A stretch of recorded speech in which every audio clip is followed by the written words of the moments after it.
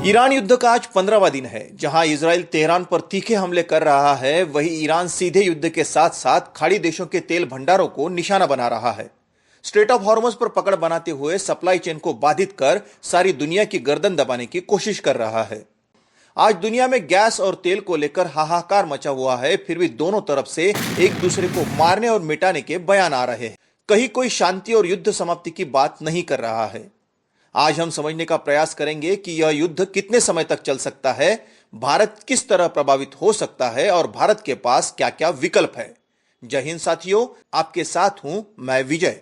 आपसे आग्रह है, कृपया चैनल को सब्सक्राइब कर लीजिए और वीडियो पसंद आए तो दोस्तों से शेयर जरूर कीजिए। युद्ध कब और कैसे खत्म होगा, यह आंशिक रूप से उन लोगों के उद्देश्यों पर निर्भर करता है जिन्होंने युद्ध शुरू किया, अमेरिका और इजराइल। साथ ही कुछ हद तक ईरान की प्रतिक्रिया और उसकी सैन्य व राजनीतिक क्षमताओं पर भी निर्भर करता है। इजराइल के युद्ध के उद्देश्य जहां स्पष्ट है, वहीं अमेरिका की स्थिति कई अलग अलग तर्कों में उलझी हुई है। ईरान का कट्टर धार्मिक शासन अपने ही नागरिकों के प्रति अत्यधिक दमनकारी रहा है और विदेश नीति भी आक्रामक है, खासकर इजराइल के प्रति। दमनकारी शासन व्यवस्था इजराइल की चिंता का विषय नहीं है, लेकिन दूसरा मुद्दा जरूर है। असल में इजराइल ईरान की शासन व्यवस्था का खात्मा देखना चाहता है, या कम से कम उसकी सैन्य शक्ति और उसके सहयोगी संगठनों, विशेषकर लेबनान में हिजबुल्लाह और गाजा में हमास की शक्ति को पूरी तरह से कमजोर करना चाहता है। दोनों संगठन 7 अक्टूबर 2023 के बाद बहुत कमजोर हुए थे और कुछ विशेषज्ञों को लगा था कि वो दोबारा नहीं उठ पाएंगे। लेकिन यह साफ है कि दिन में 200 से 300 रॉकेट तेल अवीव पर छोड़ने वाला हिजबुल्लाह लेबनान में फिर उठ खड़ा हुआ है। सिर्फ इजराइल के पीएम नेतन्याहू ही नहीं, बल्कि इजरायली समाज के एक बड़े हिस्से के लिए भी 7 अक्टूबर 2023 के बाद गाजा के फिलिस्तीनियों को अधमानव समझा जाने लगा और इसीलिए हिंसक रूप से उनका सफाया करना उचित समझा गया। इतिहास गवाह है, इस तरह के रवैये से सामूहिक संहार और नरसंहार की परिस्थितियां उत्पन्न होती है। ईरान के बारे में इजराइल में अक्सर शासन और समाज के बीच फर्क किया जाता है। जहां शासन को दुष्ट माना जाता है और उसे खत्म करना जरूरी, वही ईरानी जो 1979 की ईरानी क्रांति से पहले इजराइल के दोस्त थे, उन्हें पुरानी सभ्यता का हिस्सा माना जाता है। कम से कम दर्शाया तो यही जाता है। गाजा के साथ जो हुआ उसे ईरान के लिए रणनीति के तौर पर नहीं सोचा जा सकता।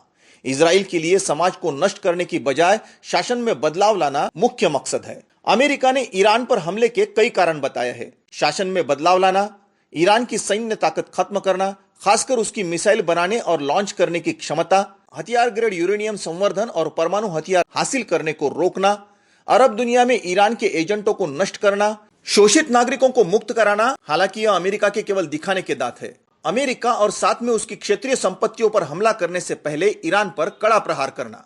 खैर, तर्कों की विविधता की समस्या मूल रूप से हल हो सकती है। कोई यह तर्क दे सकता है कि शासन में बदलाव ही अमेरिका का मुख्य उद्देश्य है और बाकी सब कारण गौण है।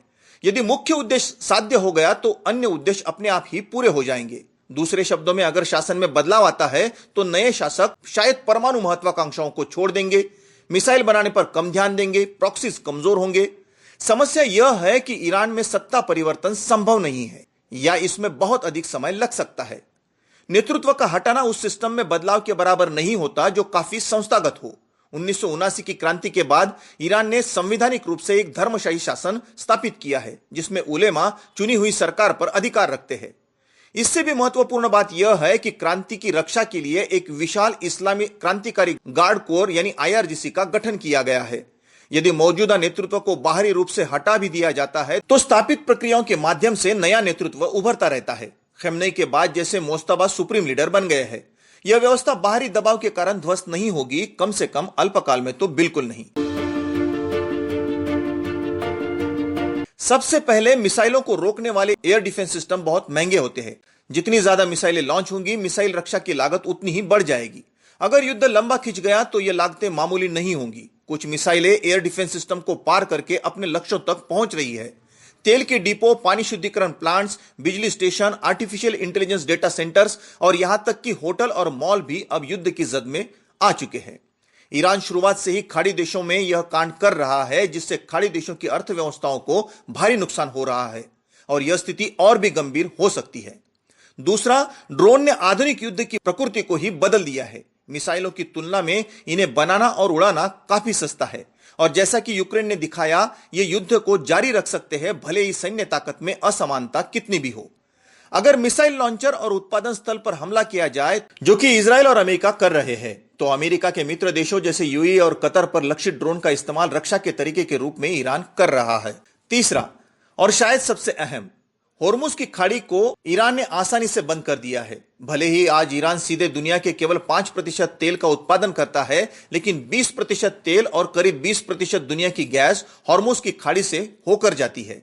तेल की कीमतें पहले ही $110 प्रति बैरल पार कर चुकी है। दुनिया तेल उत्पादन में इतिहास के सबसे बड़े व्यवधान के साथ साथ वैश्विक गैस बाजारों में भारी झटकों का सामना कर रही है।